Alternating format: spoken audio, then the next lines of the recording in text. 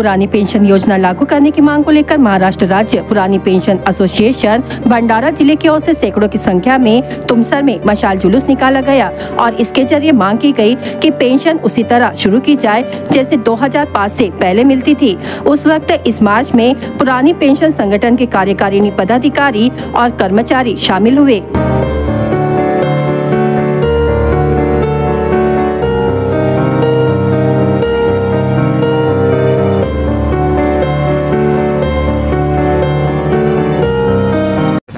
नितीन मोहन चव्हाण, जुनी पेंशन महाराष्ट्र राज्य जुनी पेंशन संघटना तालुका अध्यक्ष या नात्याने आज आम्ही जो इथे मसाल मोर्चा काढण्यात आलेला आहे, आमचे राज्य पदाधिकारी आमच्या वर्धा येथे होऊ घातलेला 2 ऑक्टोबर 2024 पासून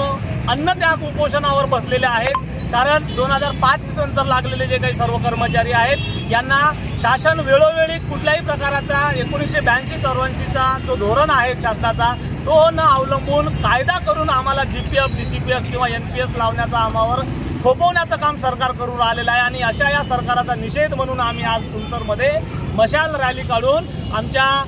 वर्धा येथे उपोषणासाठी बसलेले राज्य पदाधिकारी आहेत यांना आम्ही सपोर्ट करण्यासाठी ही महारॅली काढण्यात आलेली आहे।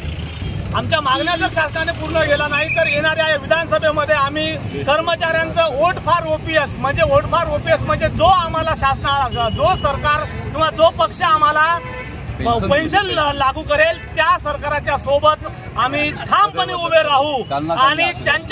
त्यांना विधानसभेमध्ये आणण्यासाठी आम्ही होईल तेवढ्या प्रमाणामध्ये आम्ही प्रयत्न करण्याचा संपूर्ण महाराष्ट्रातील कर्मचाऱ्यांनी एकवटलेला आहे। आम्ही कर्मचारीच नाही तर आमच्या पाठीमागे आमचा कुटुंब, आमचा आप्त नाईक, आमचे नातेवाईक, आमचा मित्र परिवार हे संपूर्ण आमच्या पाठीशी आहे। जोपर्यंत शासन आम्हाला पेन्शन देणार नाही तोपर्यंत आम्ही आमची मागणी सतत लावून धरू आणि येणाऱ्या विधानसभेमध्ये आम्ही सरकारला दाखवून देऊ।